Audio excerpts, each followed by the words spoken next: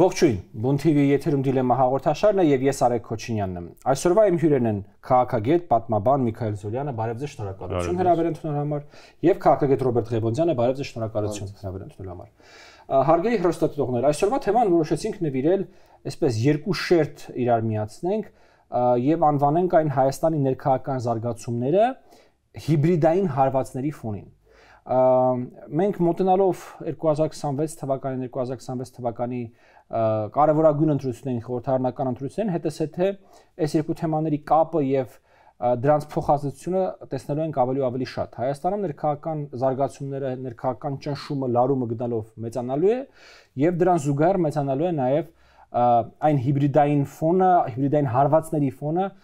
որը մենք նույնիսկ այսօր արդեն տեսնում ենք։ Պարոն Ղևոնդյան, սկսենք ձեզանից։ Շնորհակալություն։ Նախ նշեմ, որ հիբրիդային գործընթացները եւ ընդհանրապես հիբրիդային պատերազմները բավական նոր երևույթ են համաշխարհային քաղաքական թատերաբեմում։ Կարելի է ասել, որ դրանք սկիզբ են առնում 20-րդ դարի վերջին 11-ի ամենավերջին տարիներից 1999 թվականին երկու չինացի հայտնի գիտնականներ հրատարակեցին մի աշխատություն, որը կոչվում էր անսահմանափակ պատերազմ, եւ այստեղ նրանք քննարկում էին պատերազմի տարբեր ձևեր, տարբեր դրսևորումներ, եւ այդ տարբեր դրսևորումներում շատ հետաքրքիր տեղեր հատկացված անկանոն գործողություններին, որոնք ռազմական չեն, որոնք առաջին հայացքից թշնամու կողմից կոպետության ներսում գործողությունների իրականացման տպավորություն չեն թողնում, բայց դրանք բերում են ընդհանուր համակարգի փլուզմանը։ Այդ հիմքով իհարկե հետագայում նաեւ ամենահայտնի Հոֆմանն է, սակայն Մոկայտիսը, սակայն այլ գիտնականներ եւս հիբրիդային պատերազմի տրամաբանությունը կառուցեցին, եւ քանի որ մեզ հետաքրքրում է կոնկրետ մեկ ճյուղը հիբրիդային պատերազմների, ես ավելի շատ կենտրոնանամ դրան եւ այդ պատերազմների կամ հիբրիդային գործընթացների ընդհանուր առմամբ ուղղություններից մեկը ներքաղաքական դաշտում քաոս ստեղծելն է եւ քաոսի կառավարումն է ընդհանուր առմամբ։ Նման գործողություններով աչքի են ընկնում վերջին տարին բոլոր հակամարտությունները, վերջին տարիներին բոլոր հակամարտությունները, սկսած 44-օրյա պատերազմից, դրանից հետո Ադրբեջանի եւ Հայաստանի գործողությունները, ռուս-ուկրաինական պատերազմը, Իսրայելի եւ Գազայի հատվածում տեղի ունեցող պատերազմական գործողությունները, Չինաստանի գործողությունները Թայվանի նկատմամբ եւ այլն, բոլոր տեղերում, որտեղ կա հակամարտություն, այնտեղ մենք կարող ենք տեսնել հիբրիդային այդ գործընթացների դրսևորումներ։ Իհարկե նման դրսևորումներ կան նաև այնպիսի հակամարտող կողմերի միջև, որոնք առաջին հայացքից թշնամական պետություններ չեն եւ թշնամական գործողություններ չեն իրականացնում։ Սա շատ լավ արտահայտվում է Հայաստանի եւ Ռուսաստանի փոխհարաբերություններում եւ մենք տեսնում ենք, որ Ռուսաստանը շատ դեպքերում հիբրիդային գործողությունների միջոցով փորձում է չկորցնել Հայաստանի ներսում կառավարման իր լծակները, փորձում է իր ազդեցությունը հնարավորինս ավելի քիչ թույլ տալ, որպեսզի փոխարինվի այլ ազդեցություններով։ Այդ դրսևորումներից են թե արտաքին ազդեցությունները Ռուսաստանի կողմից, հայտարարություններ, Հայաստանի ժողովրդին ուղղված կոչեր եւ այլն, թե Հայաստանի ներսում Ռուսաստանի նվիրված գաղափարապես նվիրված կամ նյութական շահագրգռվածության կամ այլ շահագրգռվածության արդյունքում նվիրված մարդկանց կողմից տեղի ունեցող գործողությունները։ Հետաքրքիր է, որ Ռուսաստանը միայն Հայաստանի նկատմամբ չէ այդպես վարվում, Ռուսաստանը բազմաթիվ տեղերում հիբրիդային գործողություններ է իրականացնում։ Երկու վերջերս ամենահայտնիների մասին ես հիշատակեմ, թեև դրանք բազմաթիվ են։ Մեկը Ռումինիայում ընտրությունները, եկեք հիշենք, որ ընտրությունների նախօրեին Ռուսաստանում տեղի էր ունեցել սոցիալական ցանցերի միջոցով ազդեցության շատ մեծ փորձ, ինչի արդյունքում որ Ռումինիայում ընտրությունների արդյունքները չեղյալ հայտարարվեցին փաստացի, եւ երկրորդը կապված Կырգызստանում նոր օրենքի հետ, օրեր առաջ Կырգызստանում օրենք ընդունեցին, համաձայն որի Կырգызստանում, եթե որևէ մեկը ցանկանում է պաշտոն զբաղեցնել, նա պարտադիր պետք է տիրապետի Կырգызստանի պետական լեզվին, կырգызերենին, ինչը ակնհայտորեն դժկամությամբ եւ նույնիսկ բացահայտ թշնամանքով ընդունեցին Ռուսաստանում, իսկ Ռուսաստանի արտաքին գործերի նախարարը ուղղակիորեն իր վրթովմունքը հայտնեց, թե ինչու պետք է Կырգызստանում նման օրենք ընդունեն։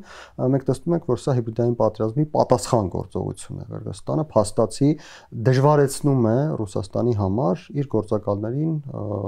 գործուղելը եւ պետական պաշտոնների հավակնելը, որովհետեւ ակնհայտ է, որ Ռուսաստանից գործուղող մարդիկ քիչ դեպքերում են տիրապետում կырգызերենին, մի փոքր ավելի բարդ կլինի ռուսների համար, թեև անհնար չի լինի Կырգызստանում ունենալ իրենց գործակալներին պետական համակարգում։ Հայաստանի դեպքում մի փոքր այլ է իրավիճակը, Հայաստանի դեպքում Հայաստան ուղևորվող եւ Հայաստանում պաշտոններ ստանձնող մարդիկ սովորաբար հայերենին տիրապետում են, որովհետեւ այդ մարդիկ սովորաբար իմանում են հայերեն։ Մենք կարող ենք բազմաթիվ անուններ տալ, եւ չեմ ցանկանա ծանրաբեռնել եթերը, մարդիկ, ովքեր եկել են Ռուսաստանից եւ այստեղ պաշտոններ են զբաղեցրել տարբեր տարիների եւ այդ մարդիկ եղել են յան ազգանունով, այդ մարդիկ տիրապետել են հայերենին,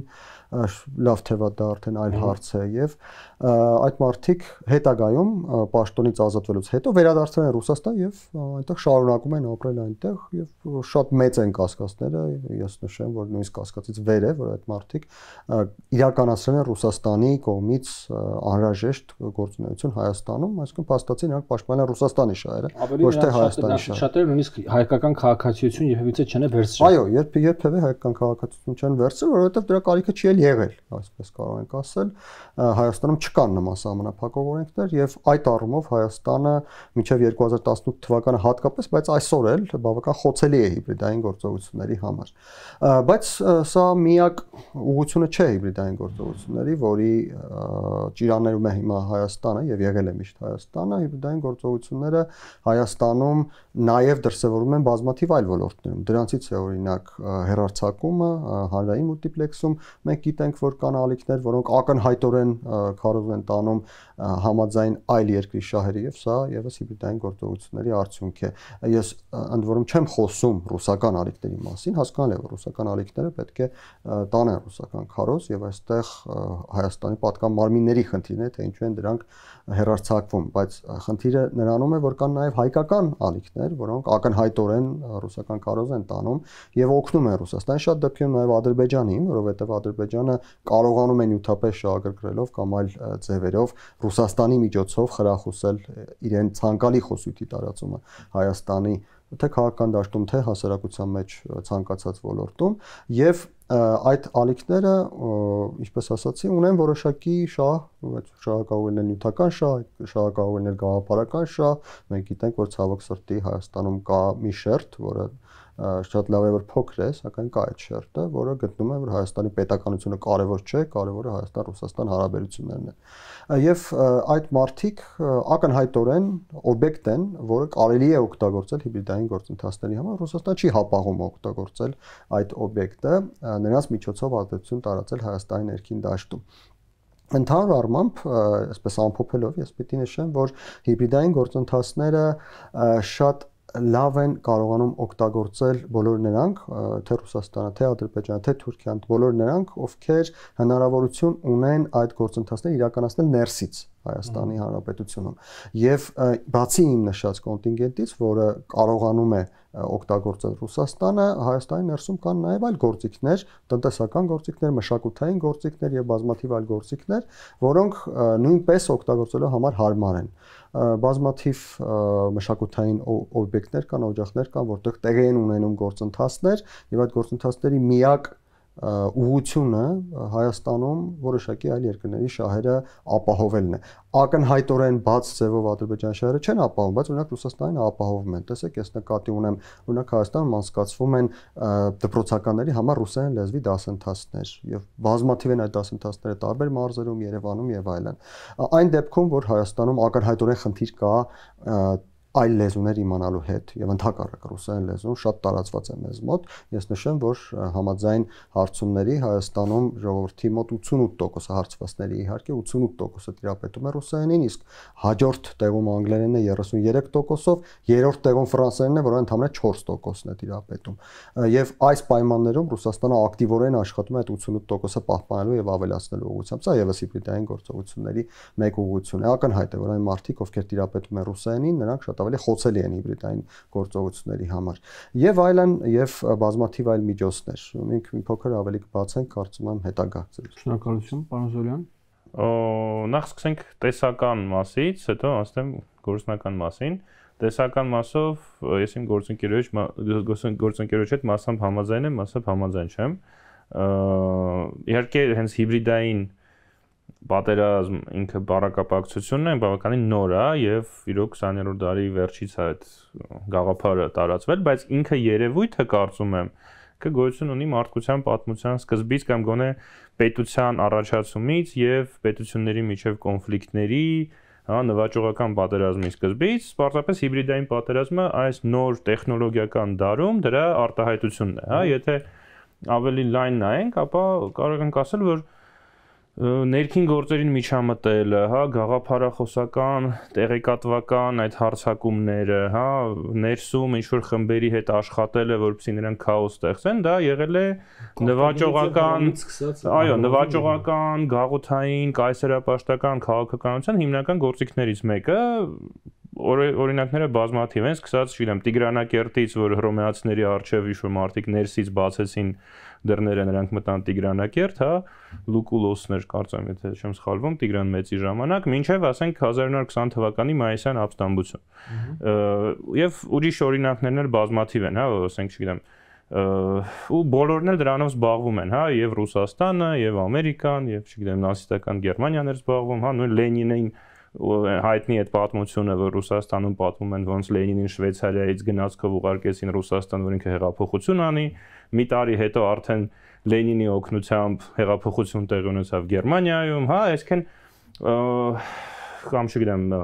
կենտրոնական հետախուզական վարչության կազմակերպված հեղաշրջումը Իրանում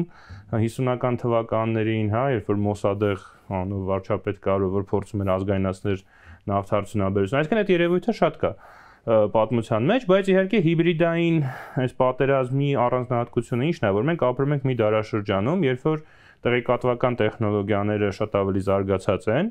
եւ այդ հիբրիդային պատերազմ վարելու հնարավորությունները շատ ավելի լայն են, հա, եթե, չգիտեմ, հռոմեացիները, չգիտեմ, ոնց պետք է իրանց այդ մեսիջները ուղարկեին Տիգրանակերտի բնակիչներին, հա, երևի ինչ-որ մագաղաթի վրա գրում էին, հետո ինչ-որ մի ձևով ուղարկում էին, հիմա շատ ավելի հեշտ է դա, հա, ընդհանրապես հեռուստատեսություն կա, ռադիո կա, ինտերնետ կա, հա, եւ դրա համար հնարավորությունները շատ ավելի լայն են, հա, այս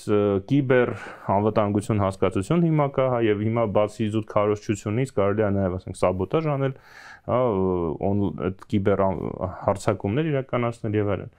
Բայց էությունը նույնն է եւ ինձ թվում է այստեղ այս հարձակումները նրանք աշխատում են, երբ որ ասած ռեզոնանսի մեջ են մտնում հասարակության ներսում եղած ինչ-որ խմբերի հետ։ Հա, երբ որ այդպիսի խմբեր չկան, երբ որ հասարակությունը միասնական է եւ վճռական պայքարում է այդ արտաքին նվաճողի դեմ, այդ տեղեկատվական պատերազմն է, չգիտեմ, հիբրիդային պատերազմի մյուս գործոնները դրանք չեն աշխատում կամ շատ թույլ են աշխատում եւ արդյունքում ամեն ինչ վերածվում է ուղիղ ռազմական, հա, զինված առճակատման, որովհետեւ եթե չկա ինչ-որ մի խումբ, որը քեզ աջակցում է, հա, դու ինչ-որ կայսրություն ես, ուզում ես ինչ-որ տարածք քեզ ենթարկել, բայց այդ տարածքի բնակչությունը համախմբված է, քեզ դիմադրում է, դու կամ պետքա ուղղակի զուտ ռազմական ձևով նվաճես այդ տարածքը, կամ պետքա այդպես լինում, հա։ Ինչպես որ տարածքը այդպես միասնական լինի, համախմբված լինի, միասնական ճակատով պայքար, այսպես դե երևի 100%-ով չի լինում, դրա համար մենք ինչ-որ սպեկտր գոյություն ունի, հա, ասենք սկսած այն իրավիճակից, երբ որ ամեն ինչ պատրաստ է այդ նվաճողի համար ու մնում է ուղղակի այդ զորքը մի հատ երևա կամ նույնիսկ զորքն էլ չերևա, օրինակ չգիտեմ, երբ որ Բագրատունյաց թագավարությունը հանձնվեց Բյուզանդիային, հա, 11-րդ դարում։ Մինչև այն իրավիճակ, երբ որ հա գուցե ինչ-որ մի հատ փոքր խումբ կա, որը պատրաստ է համագործակցել այդ նվաճողի հետ, ինչպես օրինակ Ֆինլանդիան, հա, 39-40 թվականներին, երբ որ Խորհրդային Միությունը մտածում էր, որ մի քանի օրվա մեջ կգրավեն եւ ինչ-որ կառավարություն էին ստեղծել, Խորհրդային Ֆինլանդիայի կառավարություն էին ստեղծել Լենինգրադում, կարծեմ, ու հետո պարզվեց, որ չէ, ֆինների մեծամասնությունը դիմադրում էր, չնայած դրանից 20 տարի առաջ Ֆինլանդիայում եղել էր քաղաքացիական պատերազմ կարմիրների եւ սպիտակների միջեւ, ու շատ դաժան արյունալի պատերազմ էր, դրա համար Խորհրդային Միությունը մտածում էր, որ նրանք որ մտնեն, այնտեղ Ֆինլանդիայի կեսը առնվազն իրենց կաջակցի, բայց այդ 20 տարվա մեջ շատ բաներ փոխվել եւ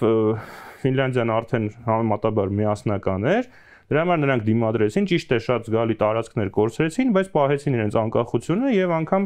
հետագա զարգացումների արդյունքում այնուամենայնիվ Ֆինլանդիան մնաց անկախ պետություն, հա, նա ստիպված էր չեզոք կարգավիճակ ընդունել, հա, ինչ որ ուրիշ զիջումների գնալ, տարածքները կորցրեց, բայց ամեն դեպքում իր անկախությունը պահպանեց։ Մինչդեռ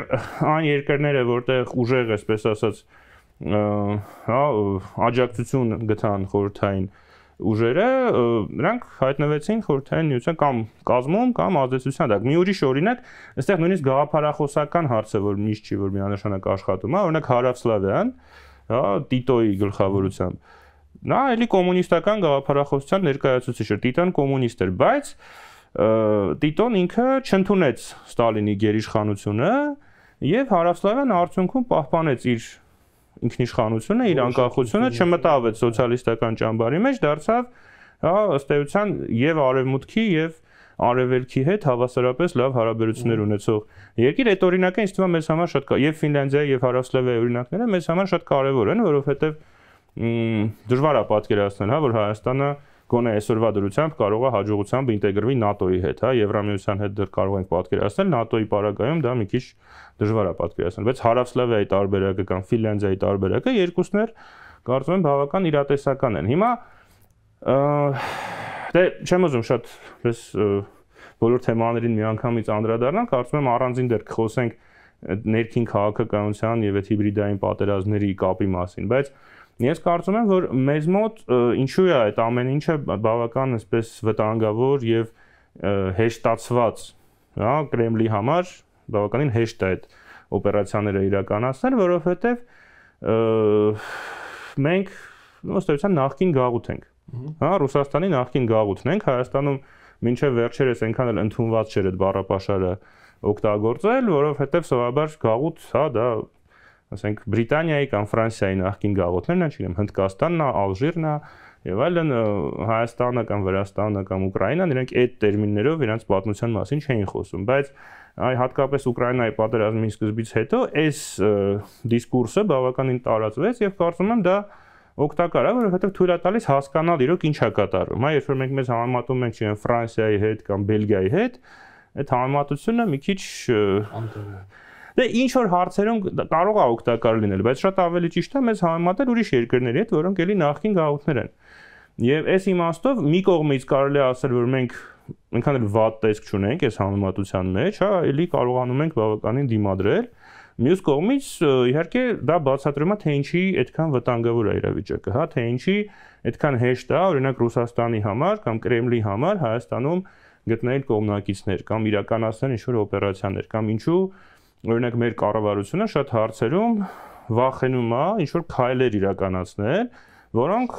թվում է թե միանգամայն տրամաբանական են եւ ակնհայտ են, հա, կամ ինչու օրինակ չեմ ռուսական ռադիոալիքները նույնիսկ գուցե ավելի շատ են, քան հայկական ռադիոալիքները, հա, մեր եթերում կամ չգիտեմ, ինչու ինչ-որ ռուսական հաղորդումներ, որոնք ակնհայտորեն քարոզչական են եւ այդ թվում նաեւ Հայաստանի համար, այսպես ասած, թշնամական մեսիջներ են պարունակում, ինչու դրանք եթեր են գնում ու գրեթե ոչ մի բան դրա վերաբերյալ չի արվում։ Այս ամեն ինչը ինձ թվում է գալիս է այդ մեր հետ գաղութային իրավիճակից, թե ինչպես պետքա դրա հետ աշխատել, այդ մի հատ մեծ թեմա է, հույս ունեմ այսօր դրա ինչ-որ մի մասը կբացահայտենք։ Եթե կարելի է ես պատասխանեմ տեսության հետ կապված մասին, պարոն Զորյան, տեսեք, դուք ճիշտ եք ասում, ես իհարկե համաձայն եմ ձեզ հետ, որ այդ բոլոր գործողությունները դարի պատմություն ունեն եւ բոլոր ժամանակներում տեղի են ունեցել։ Ինչն է հիմնական տեսական առանձնահատկությունը հիբրիդային պատերազմների, որոնք իրականում յուրահատուկ են եւ նախկինում չեն եղել, այն է, որ այդ բոլոր բաղադրիչները ռազմական հարձակումներ, ռազմական առանձին միավորների, ռազմականացված միավորների հարձակումներ, տեղեկատվական պատերազմներ, ներքին խնդիրներ, 5-րդ չասում եւ այլն, այդ բոլորը հնարավոր է ձեր նշած այդ տեղեկատվահաղորդակցական միջոցների միջոցով համակարգել եւ ուղղել մեկ նպատակի իրականացմանը։ Ձեր նշած բոլոր գործողությունները եղել են առանձին գործողություններ, որոնք գուցե բերել են նպատակի իրականացմանը, բայց ընդհանուր համակարգումը միայն վերջին տարիներին է հնարավոր դարձել հենց այդ տեղեկատվահաղորդակցական միջոցների զարգացման արդյունքում։ Դե համաձայնենք, որ դա այդ հին երևույթի, այսպես ասած, ժամանակակից տարբերակն է, հա, այսպես տեխնոլոգիական մեր դարում արդեն նոր դրսևորում է։ Հարգելի գործընկերներ, ճիշտ է արդյոք պնդումը, որ Հայաստանը ներկայումս գտնվում է հիբրիդային պատերազմի մեջ, որ Հայաստանին հասցնում են հիբրիդային հարվածներ եւ Հայաստանի դեմ տարվում է հիբրիդային պատերազմ։ Ես երևի սկսեմ, նախ նշեմ, որ ամբողջապես կարծել, թե Հայաստանը բախվել է հիբրիդային պատերազմի, ճիշտ չէ, ինչու, որովհետև օրինակ ռազմական գործողություններ այսպես չկան։ Իսկ հիբրիդային պատերազմի հատվածներից մեկը ռազմական գործողություններ են։ Գուցե ինչ-որ մի բայ լինեն, այդ ժամանակ մենք կասենք, որ իսկապես բախվել ենք ամբողջ ծավալով հիբրիդային պատերազմի։ Եվ դրա համար մենք նշում ենք, որ մենք այս պահին հիբրիդային գործողությունների դաշտ ենք, ոչ ամբողջական պատերազմի, այսինքն ամբողջ համալիրը մեզ վրա լցված չի, բայց առանձին ուղղություններով հիբրիդային հարվածներ են հասցվում Հայաստանին։ Ինչի համար է դա պետք, որովհետև ուղիղ ռազմական հարվածի միջոցով իրականացվող նպատակներ այս պահին չկան։ Ոչ Ռուսաստանը, ոչ Ադրբեջանը ուղիղ ռազմական հարվածի միջոցով այսօր Հայաստանում չունեն նպատակներ, որոնք կարող են իրականացնել, բայց օրինակ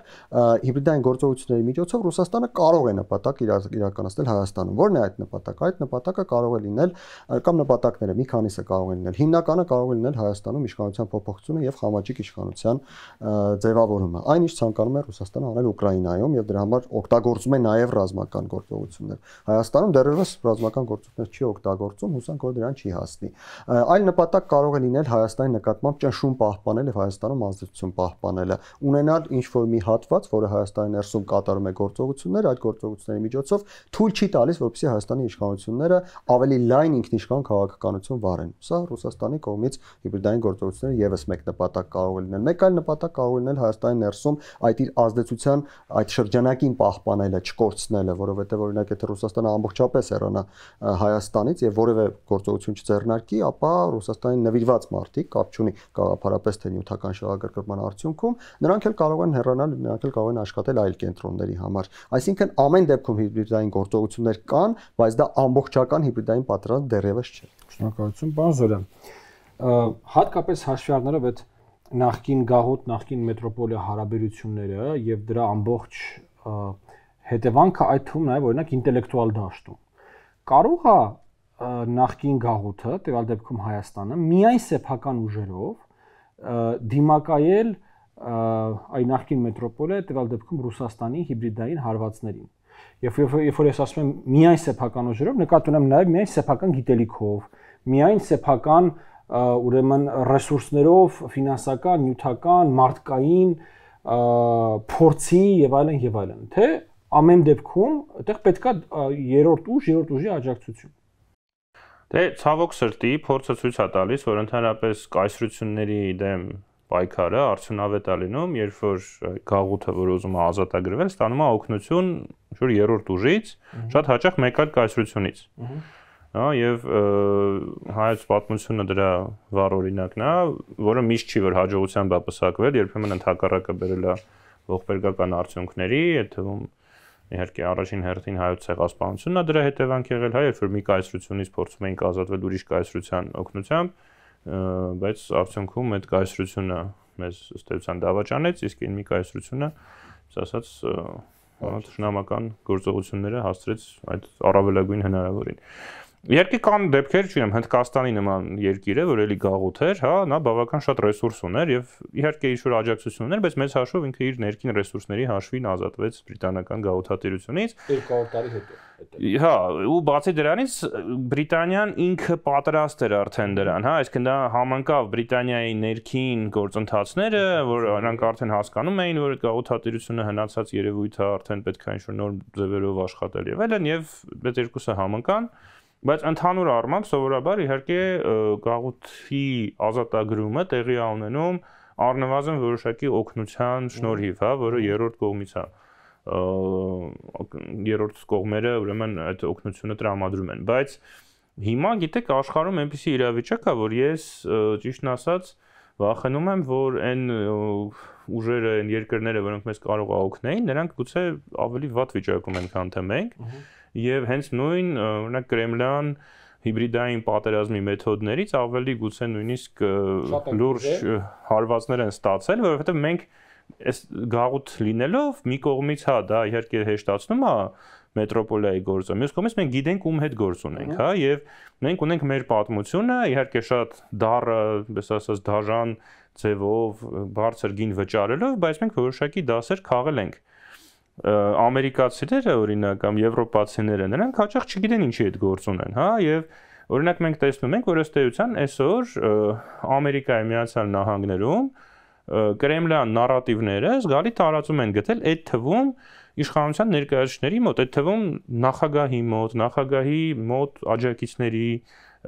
կողմից են դրանք ներկայացվում, մեդիան,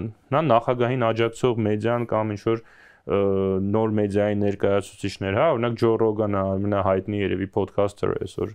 ամերիկյան, ինքը ես նայում եի, որ ինքը խոսում էր Զելենսկու մասին, Մարգարիտա Սիմոնյանի բառապաշարով, ասում էր Զելենսկին երևի ամբողջ օրը կոկաին է անում, դրա համար ինքը չի հասկանում ինչա կատարվում եւ այլն, նույն բանը կարող էր Սալավյովը ասել կամ Մարգարիտա Սիմոնյանը,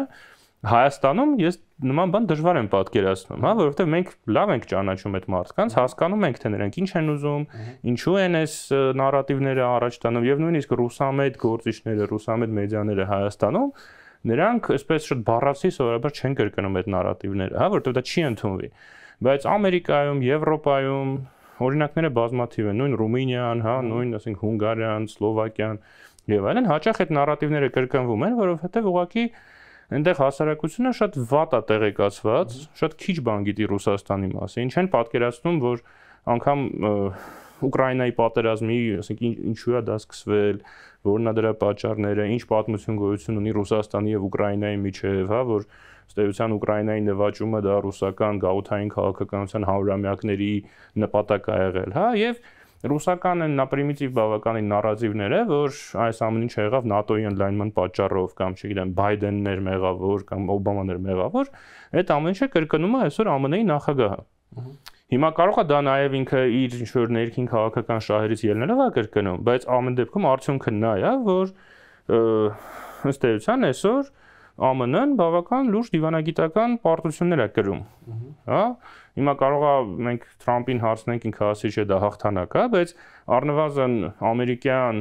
քաղաքականությունը այն ձևով, որով դա ձևակերպված էր մինչև հիմա, այդ տեսակետից դա իհարկե պարտություն է։ Եվ այս իմաստով Հայաստանը գուցե նույնիսկ կարող է օրինակ ծառայել, թե ինչպես պետք է դիմակայել ռուսական նարատիվներին, բայց իհարկե խնդիրը նա է, որ մենք այդ ռեսուրսը չունենք, հա, գուցե մենք ձևը ունենք, ձևը գիտենք, կամ մարդիկ կան, ովքեր ձևերը գիտեն ու հասկանում են ինչա կատարվում, բայց դիմակայելու համար նաև ռեսուրս է պետք, հա, փող է պետք, մեդիա ռեսուրս է պետք, տեխնիկա է պետք եւ այլն, իսկ այդ ամեն ինչը իհարկե մենք բավականին այդ իմաստով չի ասի, որ շատ լավ վիճակում ենք գտնվում։ Պարոն Ղևոնդյան, հաշվի առնելով նաև հենց ամերիկացիների վիճակը, դուք ինչ եք կարծում, Հայաստանը այս պայությամբ ունի դաշնակիցներ այդ հիբրիդային հարվածները կանխարգելելու, դրանց պատասխանելու, դրանք չեզոքացնելու գործում, թե մենք միայնակ ենք։ Ես կարծում եմ ամեն ինչ կապված է նրանից, թե աշխարհաքաղաքական իրավիճակը դեպի որ կողմ կզարգանա։ Եթե օրինակ Թրամփին հաջողվի համաձայնության հասնել Ռուսաստանի եւ Ուկրաինայի միջեւ, ապա այս դեպքում Հայաստանի հնարավորությունները ակնհայտորեն կփոքրանան,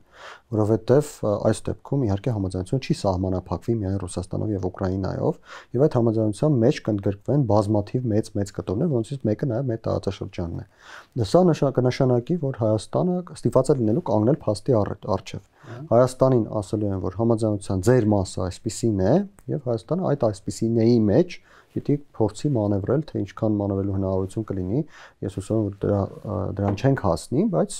այստեղ կարծում եմ այդ մանևրելու հնարավորությունը շատ փոքր կլինի, եւ Հայաստանը փաստացի կմնա մենակ այս հիբրիդային գործընթացների դիմաց։ Եթե չլինի այդ համաձայնությունը,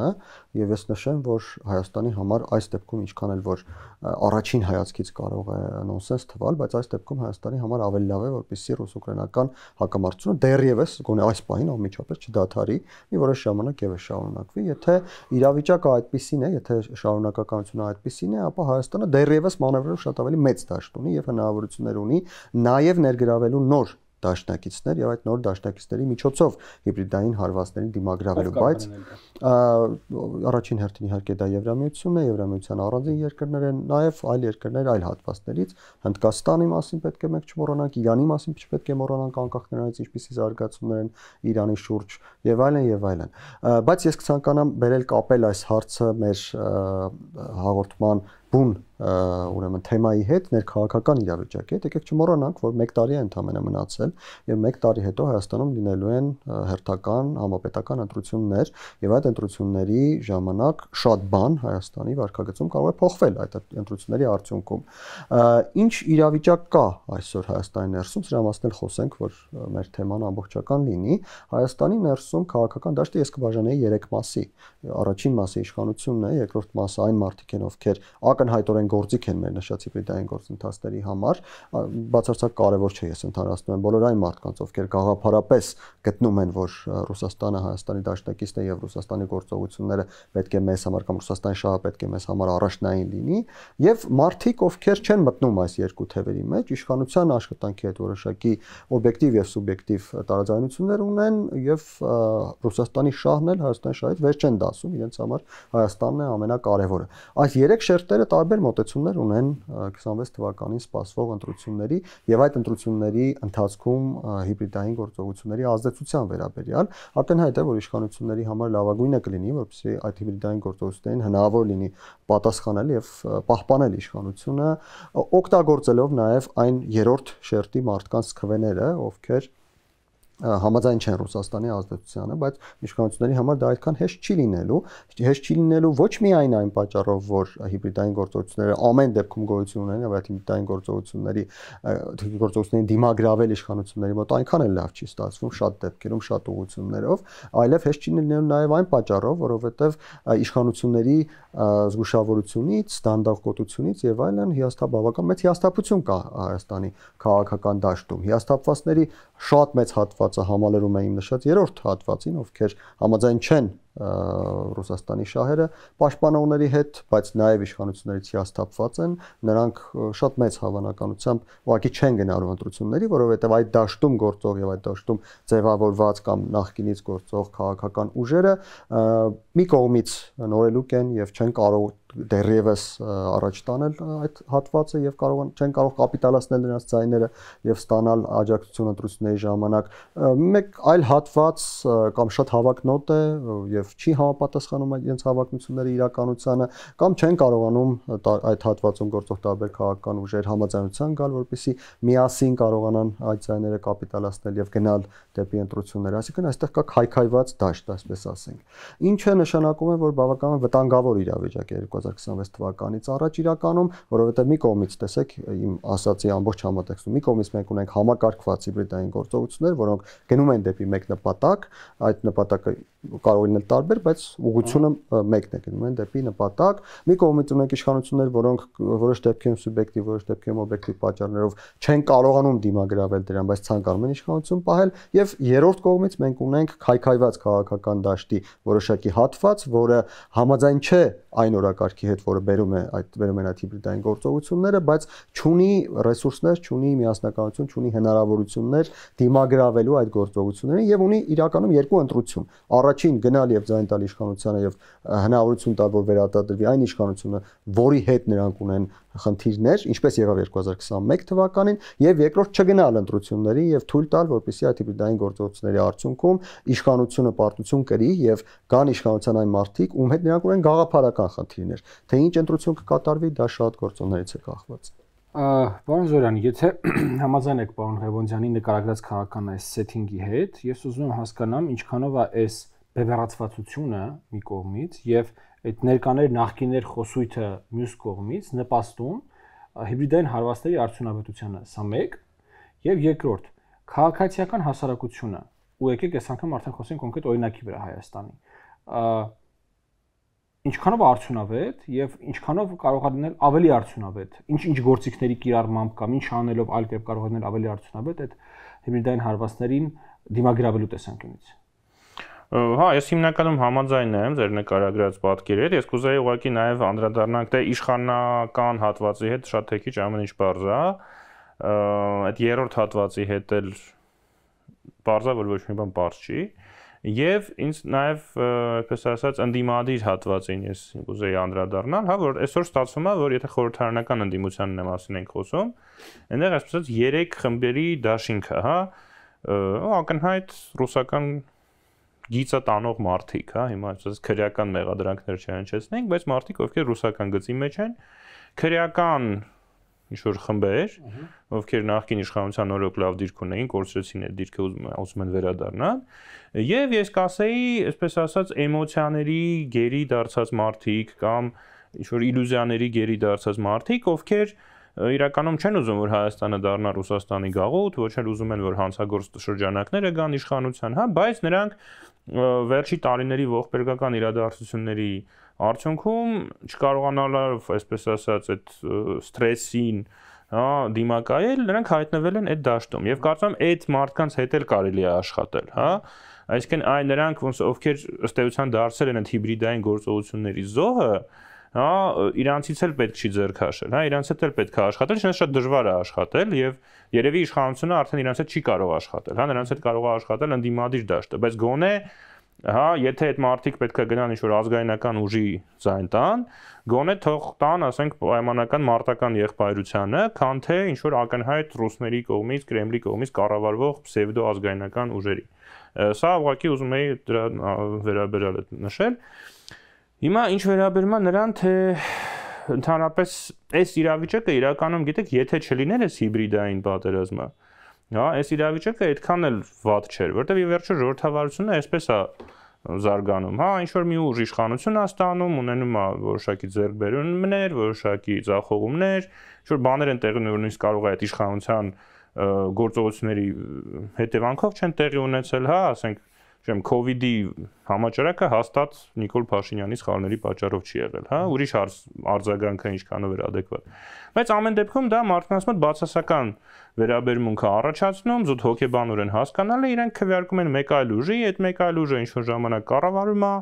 հետո այդ ուժի դեմ կուտակվում դժգոհությունը, ինքնապարտություն կրում են, մյուսը հերը վերադառնում, հա, նորմալ ժողովրդավարական գործընթաց է։ Եթե այդպես լիներ Հայաստանում, ես կասեի, դե ոչինչ, մտող պարտություն կրեն, ինչ ա եղել, բայց մենք ունենք այդ հիբրիդային գործողությունների խնդիրը եւ մենք ունենք իրավիճակ, երբ կարող է այս ընտրությունների արդյունքում այնպիսի ուժ գա իշխանության, որը հետո էլ օրինակ էլ ընտրություն չանցկացնի, կամ անցկացնի այնպիսի ընտրություններ, որոնք կեղծվում են, կամ մտնի օրինակ Հայաստանը մտնի Ռուսաստան-Բելարուս միության մեջ, որը ըստ էության Հայաստանը կդառնա, ես չեմ սիրում, որ այդպես բաներ են ասում, թուրքական վիլայետ, ռուսական գուբերնիա եւ այլն, բայց ըստ էության հա կդառնա ռուսական գուբերնիա։ Եվ ինչ անել, հա, այս պարագայում լավ կլիներ, որ լիներ որոշակի այսպես կոնսենսուս հիմնական քաղաքական ուժերի միջև, որ կարմիր գծեր կան, օրինակ Հայաստանի ինքնիշխանություն, հա, չգիտեմ, Եվրոպայի հետ հարաբերություններ, արտաքին քաղաքականության դիվերսիֆիկացիա եւ այլն, որ լինի դա ընդդիմադիր, լինի իշխանամետ, բոլորը այդ դրանց շուրջ կան համաձայնության, գուցե փաստաթուղթ ինչ-որ միած ստորագրեն, եւ նաեւ ընտրողը իմանա, որ այ այս ուժը ստորագրել է այս փաստաթուղթը, իսկ այս ուժը չի ստորագրել։ Ու այդ ժամանակ արդեն ավելի օրինակ կարող է ինչ-որ ուժ լինի, որ ասի մենք ազգայնական ենք, մենք գալիս ենք, որ հայոց, չգիտեմ, արծիվներին հետ բերենք եւ այլն, բայց չեն ստորագրել այս փաստաթուղթը, հա, ինչու՞ չեք ստորագրել։ Սա մեկ, երկրորդը այդ բևեռացվածության վիճակը իհարկե ինքը նպաստում է այս հիբրիդային գործողություններին, ոչ այնքան բուն բևեռացվածությունը, դա նորմալ է, բևեռացվածությունը ժողովրդավարական հասարակությանը բնորոշ երևույթ է ինչ որ չափով, հա։ Կան աճեր, կան ձախ ցանկացած դեմոկրատական երկրում, կան աճեր, կան ձախեր, կան մարդիկ, ովքեր ամբողջ կյանք, ասենք, X կուսակցությունն են քվեարկել, Y կուսակցությունից զզվել են եւ հակառակը, բայց մենք ունենք ոչ միայն բևեռացվածություն, այլև աղմուկ։ Այդ աղմուկ, որի մեջ նորմալ երկխոսություն տեղի չի ունենում։ Այս իմաստով ես ուզում եմ Գյումրիի ընտրությունները հիշել։ Հիշում եք այդ բանավեճը, որ ՀՄԵԿ-ով տեղի ունեցավ։ Տեխնացուներից մեկը ուղղակի սաբոտաժի էր ենթարկում այդ բանավեճը, ուղղակի չէր թողնում ԿՊ-ի տեխնացուն խոսի եւ Լևոն Բարսեղյանին չէր թողնում խոսի։ Ուղղակի ինչ-որ անիմաստ բաներ էր խոսում ու դες բոլորով չէին կարողանում նրան լռեցնել։ Արդյունքում նորմալ բանավեճ տեղի չունեցավ։ Արդյունքում այն մարդիկ, ովքեր իրոք կարող էին որ լուրջ սպասումներ ունենալ, հա, նրանք չլսեցին, ասենք, տեխնացուների ծրագրերը, նրանց մի մասը չգնաց ընտրությունների, իսկ այն մարդիկ, ովքեր փողով էին քվեարկում կամ կախվածության մեջ էին ինչ-որ տեխնացուներից կամ ուղղակի այտենց գաղափարական նրանց որոշել էին, որ պետքա քվեարկել, ով ուզում է լինի, մենակ Նիկոլի մարդը չլինի, հա, ով ուզում է բարձա ու ընտրեցին, հա։ Իրանք գնացին, քվեարկեցին ու այդ մարդը դարձավ քաղաքապետ, հա, ինչի որտեվ նորմալ երկխոսություն, նորմալ բանավեճ տեղի չունեցավ, այդ աղմուկի մեջ հաղթում է այն, ով որ ավելի ագրեսիվ է, այն, ով որ հենվում է ինչ-որ այսպես քրեական շրջանակների վրա եւ այլն։ Դրա համար ես կարծում եմ, որպեսզի դա չկրկնվի, պետք է հնարավորինս քաղաքակիրթ բանավեճի պայմաններ լինեն։ Նրանք, ովքեր դա խախտում են, պետք է դրանց հեռացնել։ Հիմա ես իրավաբան չեմ, հա, ես հասկանում եմ, որ ասում եմ պետք է իրեն հեռացնել, դա չպետք է լինի հակաժողովրդավարական մեթոդներով, բայց եթե մարդիկ օրինակ համաձայնվել են բանավեճի պայմաններին, հա, կոնկրետ օրինակով, բոլորը համաձայնվել են, որ պետք է 2 րոպե խոսան, մեկը 10 րոպե է խոսում, այդ մարդուն պետք է պատժել ինչ-որ ձևով, հա, ու այդ նույն սկզբունքը պետք է կիրառել երկրի մասշտաբով, ընտրությունների մասշտաբով, որպեսզի այդ դեստրուկտիվ ուժերը չեզոքացվեն։ Քաղաքասարակությունը։ Քաղաքասարակությունը, հա, ես ցավոք սրտի այսօր Հայաստանի քաղաքասարակության հետ մեծ հույսեր չեմ կապում։ Երկի քաղաքասարակությունը լայն հասկացություն է, հա, այնտեղ շատ տարբեր մարդիկ կան, ասենք, չգիտեմ, մարդիկ ովքեր հաճախում են նույն, ասենք, սրճարանը ու ամեն օր հանդիպում են, դա էլ է ինչ-որ իմաստով քաղաքասարակություն, հա, այդ իմաստով Հայաստանում քաղաքասարակությունը բավականին զարգացած է, հա, կան ոչ ֆորմալ բազմաթիվ կապեր, սկսած, չգիտեմ, ընտանիքից, համայնքից, չգիտեմ, ընկերական շրջապատից, դա էլ է ի վերջո քաղաքասարակություն, բայց եթե մենք խոսում ենք բուն ՀԿ դաշտի մասին, ես կարծում եմ, որ Հայաստանի ՀԿ դաշտը հեղափոխությունից հետո չի ադապտացվել նոր իրավիճակին, հա։ Կար որոշակի ՀԿ դաշտը սկսել է 90-ականներից ձևավորվել, հիմնականում տարբեր դրամաշնորհային ծրագրերի միջոցով, որոնք հիմա հիմնականում վերացել են կամ շատ կրճատվել են,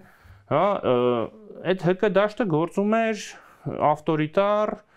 համակարգի պայմաններում, որտեղ ըստ էության քաղաքական ընդդիմություն չկար, ու ստիպված այդ ՀԿ դաշտներ իր վրա վերցնել ընդդիմության ֆունկցիաները։ Դրա համար այսօր ՀԿ դաշտը համարում է, որ պետքա իշխանությանը միշտ քննադատել, իշխանությանը, այսպես ասած, հա, օպոնենտի դերում հանդես գալ, եւ դա է ՀԿ դաշտի ֆունկցիան։ Ես նույնիսկ չափով իր վրա այսպես փորձել ընդդիմության դերը։ Հա, բայց դա պետք չի անել, որովհետեւ դա պետք էր, երբ որ ավտորիտար համակարգ էր, հա, երբ որ ընդդիմություն չկար կամ ընդդիմությունը բանտերում էր կամ ընդդիմության դերում հանդես էին գալիս ինչ-որ պսևդո ընդդիմադիր գործիչներ, ովքեր իրականում հետո կոալիցիա էին կազմում։ Այդ պարագայում, հա, շատ կարևոր էր, որ լինեն ինչ-որ ՀԿ-ներ կամ առանձին գործիչներ, ովքեր ասած հակազդում են իշխանություններին։ Այսօր դրա կարիքը չկա։ Այսօր եթե դուք ուզում եք, եթե դուք ՀԿ-ից եք, օրինակ քաղաքացիական հասարակությունից եք, ուզում եք զբաղվել քաղաքական գործունեությամբ, ձեզ ոչ ոք չի խանգարում գնալ ստեղծել կուսակցություն կամ միանալ եղած կուսակցություններից մեկին, ինչպես արեց օրինակ Լևոն Բարսեղյանը, հա, նա ՀԿ դաշտից է, բայց նա տեսավ, որ ունի որոշակի ասելիք հենց քաղաքական դաշտում, գնաց մտավ քաղաքական պայքարի մեջ։ Ու շատ լավ արեց, հա, այս ընտրություններում հաջողության չհասավ, հաջորդ ընտրություններում գուցե կհասնի։ Հա, եւ հույս ունենք դրանք որ հասնի։ Բայց եթե դուք ուզում եք մնալ ՀԿ-ի դաշտում, ապա դուք պետք է օբյեկտիվ պատկեր տաք։ Այսինքն էլի շատ ծեծված արտահայտություն է, բայց լավին լավ ասեք, վատին վատ ասեք եւ նաեւ, հա, քննադատելով իշխանությանը, նաեւ խոսեք այն հիբրիդային վտանգների մասին, ովքեր այսօր Հայաստանում կան, հա, որոշ ՀԿ-ներ, որոշ այսպես առանձին ակտիվիստներ խոսում են դրա մասին, բայց մի տեսակ sense ֆիքսվածություն կա իշխանության վրա, հա, այսինքն հա, էլի շատ լավ է քննադատեք իշխանությանը, բայց այն պայմաններում, երբ որ Հայաստանը այդ հիբրիդային հարձակումների մասին է, ու դուք ամբողջ ժամանակ խոսում եք Փաշինյանի մասին, բայց չեք խոսում Պուտինի մասին, ես այդտեղ խնդիր եմ տեսնում։ Եթե կարելի է, ես մի փոքր զարգացնեմ պարոն Զոլյանի առաջարկը, իրականում այդ առաջարկը մի փոքր ավելի խորքային էֆեկտ ունի, համոզված եմ պարոն Զոլյանը նկատի ուներ դա, այն որ Հայաստանի քաղաքական ուժերը կարող են այդ կարմիր գծերի մասին ինչ-որ պակտ կնքել միմյանց միջև։ Ինչու՞, տեսեք, այսօր Հայաստանի Փաստացի Հայաստանի Հանրապետությունում մենք, որպես Հայաստանի Հանրապետության քաղաքացիներ, ունենք հնարավորություն ձևավորել իշխանություն, բայց այդ հնարավորությունը ինստիտուցիոնալ չէ։ Այդ հնարավորությունը ընդամենը կախված է Հայաստանի ներկայ իշխանությունների բարի կամքից։ Եկեք հստակ ասենք, որովհետև եթե գործող օրենսդրության, գործող իրավակարգավորումների շրջանակներում իշխանության գա տեսականորեն այնպիսի քաղաքական ուժ, որը ցանկանա կեղծել ընտրությունների վերարտադրվել, նա կարող է դա անել։ Եվ Հայաստանում չկա այնպիսի մեխանիզմ, այնպիսի իրավակարգ, որովհետև մենք կարողանանք, մենք որպես քաղաքացիներ, կարողանանք նրան թույլ չտալ դա անել։ Ընդ որում հազար անգամ կներեք, ձեր ասածը բացարձակապես ֆանտաստիկ ինչ որ տարբերակ չէ, որովհետև ժողովրդավարական մեթոդներով ժողովրդավարության տապալելու փորձեր մեր ժամանակներում մենք տեսնում ենք հենց մեր հարևանությամբ։ Բազմաթիվ են, Եվ ոչ միայն մեր հարևանությամբ, այլև ամենազարգացած ժողովրդավարական երկրներում։ Ամենազարգացած երկրներում։ Տեսեք, իսկ եթե պարոն Զոլյանի նշված ձևով եւ լավ կլինի, որ իշխանությունը դա նախաձեռնի, լինեն քաղաքական ուժեր, ովքեր միմյանց միջև այդ համաձայնությունը ստորագրեն եւ լինի ինչ-որ մի փաստաթուղթ, որը ես կարող եմ համեմատել օրինակ Մեծ Բրիտանիայում միջին դարերում կնքված այդ ազնվականության եւ թագավորի միջև համաձայնության հետ, որտեղ ազնվականությունը պարտավորվում էր այլևս հեղափոխություններ չանել, ազատությունների խարտիայի հետ։ Պարտավորվում էր հեղափոխություններ այլևս չանել, թագավորն էլ պարտավորվում էր ազնվականության իրավունքները չոտնահարել։ Մոտավորապես այսպեսի ինչ-որ մի կարմիր գծերի վերաբերել համաձայնություն, եթե ստորագրվի Հայաստանի հիմնական գործող քաղաքական ուժերի միջև, դա հնարավորություն կտա ինստիտուցիոնալացնել Հայաստանի Հանրապետությունում թափանցիկ կտրությունների դաշտը, օրինակ թափանցիկ կտրությունների մասին կետ կարող է լինել դրա մեջ։ Եվ դա ամենակարևորը հնարավորություն կտա որոշակի առումով դիմագրավել հիբրիդային հարվածներին այս ուղղություններով։ Ինչու այս համաձայնությանը չեն միանա այն քաղաքական ուժերը, ովքեր օգտագործվում են հիբրիդային հարվածների համար, իհարկե մտածված են օգտագործվում ոչ ակամա,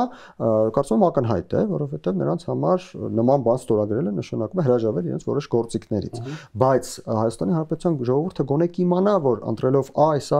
կամ այս քաղաքական ուժերին, նա ընտրում է այնպիսի քաղաքական ուժերի, ովքեր ստորագրել են, որ այս կետերը պահպանելու են, դափածին կտրությունները անցկացնելու են անկախ նրանից իրենք հաղթելու հնարավորություն ունեն, թե չունեն։ Հայաստանի ինքնիշխանությունը, պետականությունը պահպանելու են անկախ նրանից դրա համար պատերազմ պետք է թե պետք չէ, որովհետև ի վերջո ինքնիշխանությունը եւ պետականությունը ավելի կարեւոր են, քան պատերազմից խուսափելը։ Այսինքն որոշ կետեր, որոնք կարող են լինել ոչ միայն մեզ համար, այլ նաեւ հետագա սերունդների համար էլ կարմիր գծեր եւ այդ կարմիր գծերի պահպանումը կարող է բերել Հայաստանի պետականության ամրապնդման։ Ես մի նախադասությամբ ուղղակի արձագանքի, մի անգամ այն համաձայն եմ, բայց ինձ թվում է, եթե իշխանությունը ձեռնարկի,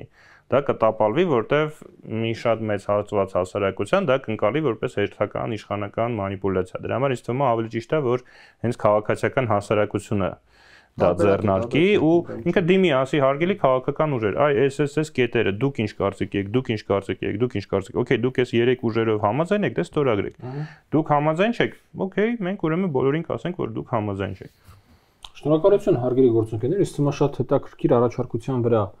այսպես հասանք եւ կանգնեցինք մեր քննարկման ընթացքում։ Հարգելի հյուսատողներ, թեման, որը այսօր մենք քննարկում ենք, ինքը այսպես հավերժ զարգացող եւ տարբեր մետամորֆոզներ ընդունող եղելություն է։ Այն ռիսկերը, որոնք որ տեսանելի են այսօր, բոլորովին տեսանելի չեն երեք եւ ընտրություններին մոտենալուն զուգահեռ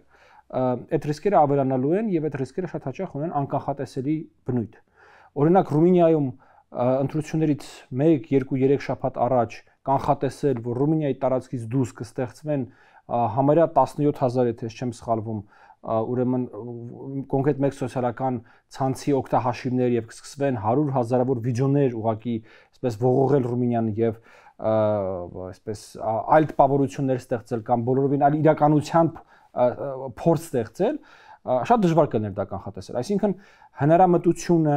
նորագույն տեխնոլոգիաների օգտագործումը, ես կարծում եմ, որ նաև մենք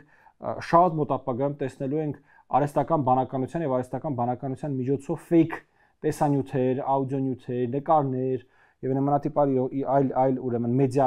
կոնտենտ ստեղծելու փորձեր, որոնք որ սկսելու են այսպես հեղեղել Հայաստանի մեդիա դաշտը, օգտագործել բոլոր հնարավոր միջոցները մարդկանց շեղելու, մարդկանց ուրեմն մանիպուլացնելու եւ տանելու այն ուղղությամբ, որով որ այդ հիբրիդային հարվածներ հասցողները ցանկանում են տանել Հայաստանի հասարակությանը։ Ես այստեղ մի միտք եմ ուզում մեջբերել, որը որ պարոն Զորյանը սկսեց իր խոսքը դրանով ըստ էության։ Դա այն է, որ